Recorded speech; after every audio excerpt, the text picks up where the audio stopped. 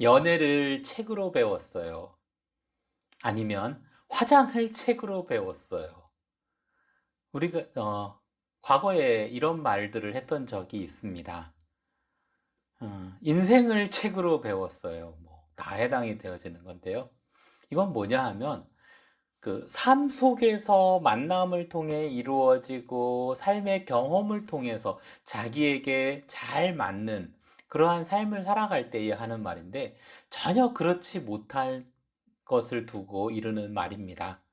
예를 들면 이거죠. 연애를 책으로 배웠어요 하면 뭔가 이론적으로는 빠삭한데 연애를 해본 경험이 전혀 없는 사람.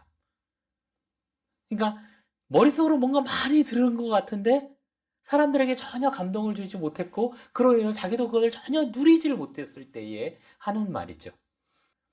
우리가 찬양을 한다 하면서 하나님 앞에 신앙생활하고 믿음 생활을 해나가는 삶도 요즘 세상에서 우리는 이러한 삶이지 않은가 싶습니다. 세상이 우리에게 바라는 건 내가 믿는 하나님, 내가 경험한 하나님, 정말 살아있는 믿음을 세상은 우리를 향해 보고 싶어 하는데, 그러니까 우리의 삶은 뭔가 성경에서 나오는 그런 어떤 이론적인 말로는 그럴싸한데 전혀 사람들에게 감동을 주지 못하고, 하나님의 살아계심을, 하나님이 사랑이심을, 하나님이 만왕의 왕이시며 우리에게 가장 좋은 것을 예비해 놓으신, 그리고 다 주신 아버지라는 사실을 전혀 알게 하지 못하는 삶이기 때문에 어쩌면 우리는 오늘날 이 세상에서 정말 살아있는 믿음이 아닌 것처럼 살아가는지도 모릅니다. 그러니까 세상은 점점 더 교회에 관해서 적대하게 되고 하나님을 믿지 않는 사람들이 점점 늘어나고, 중요한 건 이 세상에 지금 점점 많은 사람들이 무신론자가 많아진다라는 거죠. 종교가 없는 무종교. 그러니까 본인들이 무엇이 갈급한지는 모르지만 뭔가 갈급해요.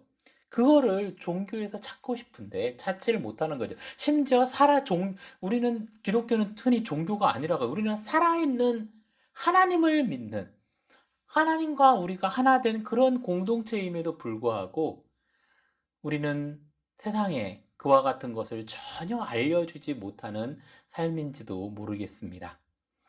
오늘은 성경 속의 음악에 관한 계속해서 지속되는 시리즈로요. 어떻게, 무엇을 찬양할 것인가에 관하여 우리가 하나님의 말씀을 보고자 합니다. 오늘 출애굽기 15장은 이스라엘 백성들이 홍해 바다를 건너고 나서 구원함을 받은 이후에 모세와 이스라엘 백성들이 노래했다라고 되어 있습니다. 물론 이 본문이 우리 15장의 뒷부분에는 짧게 미리암의 찬양도 역시 나오지만은요. 그러니까 이것들이 오늘 본문에 보면 하나님 앞에 제단을 이거 없어요. 그러니까 그렇기 때문에 이전에 제가 설교하면서 다윗이 그 찬양대를 구성하기 전까지 하나님은 예배 중에 찬양을 사용하셨다. 그러니까 음악을 통해 음악이 예배의 요소 중에 하나였다라는 기록을 하나님은 남기지 않으셨다라는 이야기를 한 적이 있습니다. 실제로 성경에 안 나오더라고요. 아무리 찾아봐도. 그 이유에 대해 이미 설교했기 때문에 하지 않고, 오늘 이 본문도 역시 자, 홍해 바다를 건넜어요. 그리고 그 홍해 바다 속에 그 세계 최강의 군대인 파라오와 그 군대가 수장이 됐습니다. 그 영화 같은 데서 보면은 파라오는 죽지 않았고 그 군대만 몰살된 걸로 나오지만은요. 어쨌든 그런데 큰 구원을 겹한 이 이스라엘 백성들이 이곳에서 자기도 모르게 찬양이 나왔고, 어떻게 시작됐는지 모르죠. 모세가 한마디 하고 이스라엘 백성들이 한마디 하고 이런 주고받는 것이 됐는지, 그건 어떻게 됐는지 알 수 없지만 어쨌든 오늘 이 본문은 모세와 이스라엘 백성들의 노래입니다. 하나님을 찬양하는 노래, 찬양이 되겠습니다. 우리가 찬양의 조건, 유다를 통해서 우리가 그러니까 야곱의 축복에 나오는 유다에 관한 축복을 통해서 우리가 하나님의 은혜를 받으면서 그런 말씀을 전했습니다. 우리가 찬양을 우리가 찬양의 조건이 되나요? 찬양을 언제 할 수 있느냐 하면 예수 그리스도를 통해 내가 구원을 받은 그 감격이 있을 때 비로소 우리는 찬양할 수 있다라고 했습니다.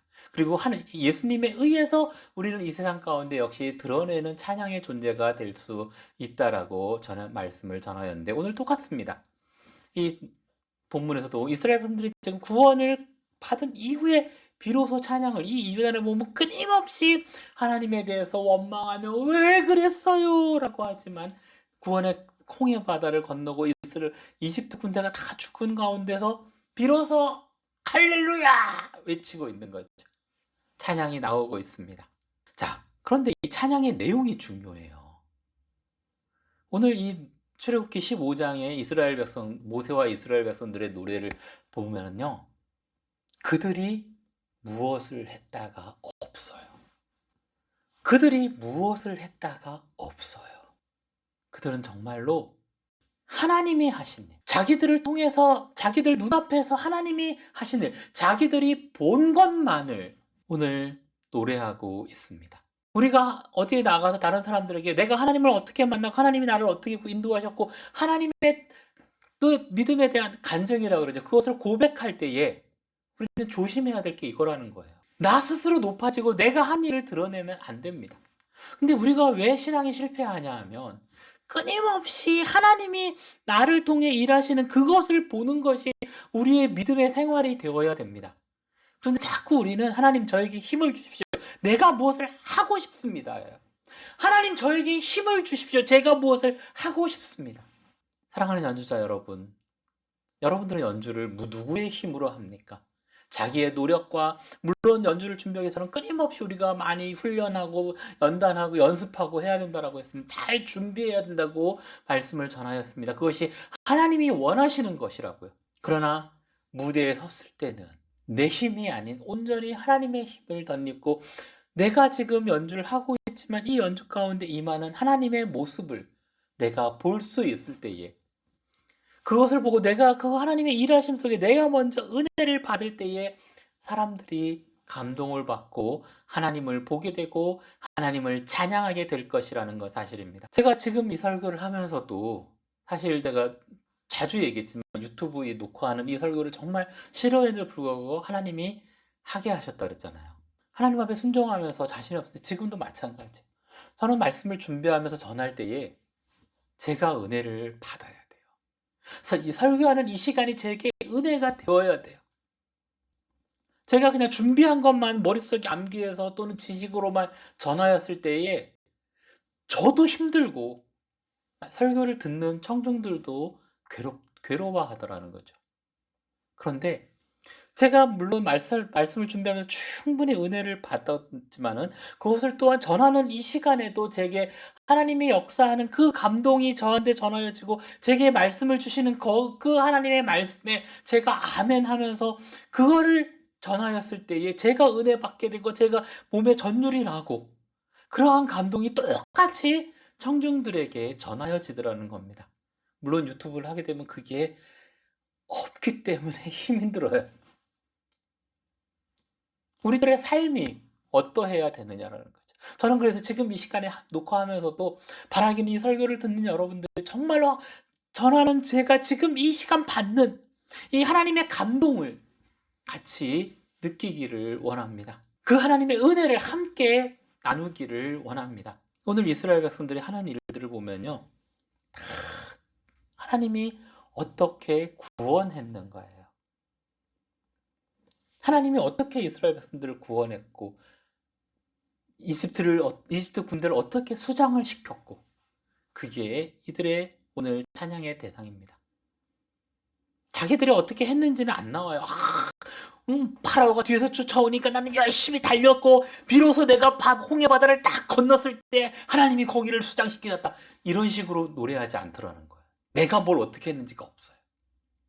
우리들의 신앙생활의 초점이 이거예요. 하나님 중심이어야 됩니다.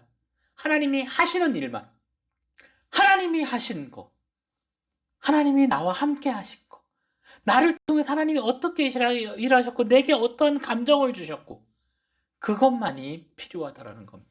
우리가 하나님에 대해서 설명하고 하나님에 대해서 전하고 또 내 신앙생활을 하면 내 삶의 어떤 관점이 그거예요. 내가 뭘 해야 되는 데가 아니고 내가 못하니까 너무 스트레스 받고 그래요. 우리들의 삶이 그렇더라고요. 내가 뭘 해야 되는데 내가 아무것도 못하면 정체성에 혼란이 와요.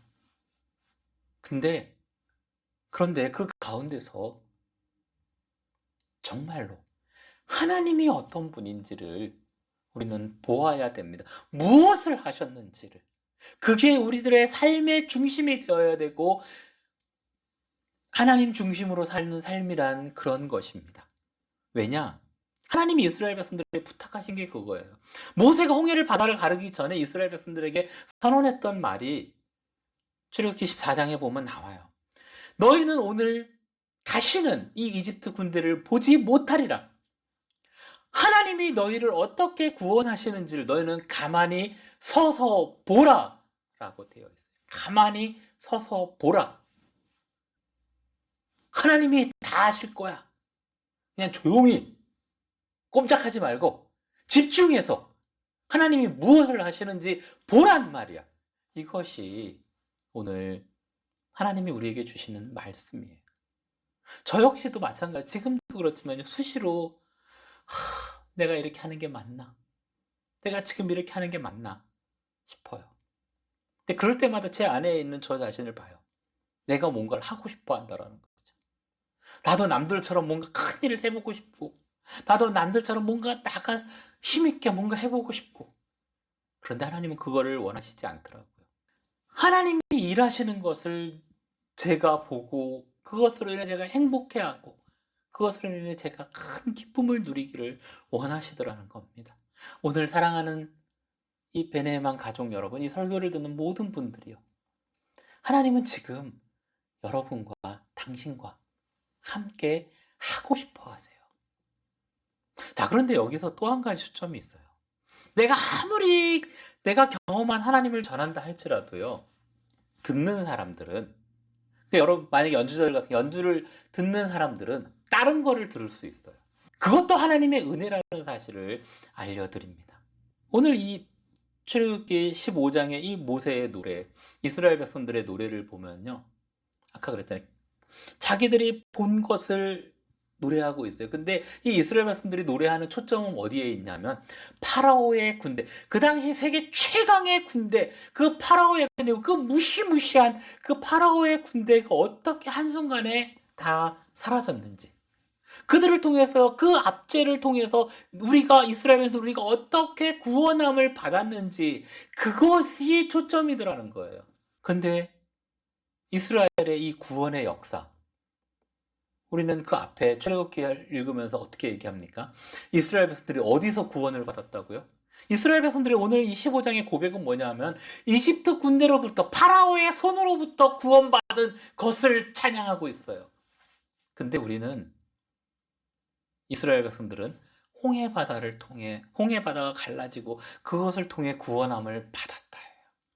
실제로 고린도 전서가에 보면은 사도 바울 역시 그러잖아요. 이스라엘 백성들이 물 가운데로 지나며 구원을 받았다. 세례를 그렇게 표현하고 있어요. 홍해 바다에서 세례를 받은 것이다. 이게 너무 다른 거예요. 이스라엘 백성들은 바다가 갈라지고 바다가 어떻게 갈라지고 몇 폭 그 넓이가 얼만큼으로 갈라졌고 그 땅에 그 바다 속의 땅은 그냥 마른 땅으로 지났다고만 돼 있지. 그들의 뭐 어떻게 바다 속은 어떻게 생겼고 옆에 물벽은 어떻게 생겼고 그 속에도 물고기들이 어떻게 놀았는데 우리가 그 옆을 지나가면서 우리가 이 물 가운데로 지나는 이러한 구원의 감격이 있더라. 없어요. 이스라엘 백성들은 그것을 노래하지 않습니다. 자기들에게 가장 고통을 주었던 존재가 누구인지 거기에 대해서 고백하고 있어요. 우리가 이거 분명히 알아야 돼요. 내가 지금 하나님 앞에서 온전히 믿음 생활을 못한다고 했을 때 그것을 방해하는 그게 무엇인지를 제대로 보아야 된다는 거죠. 그리고 그것을 통해서 하나님이 거기서 어떻게 나를 구원하셨는지를 우리는 기뻐하고 감사해야 됩니다.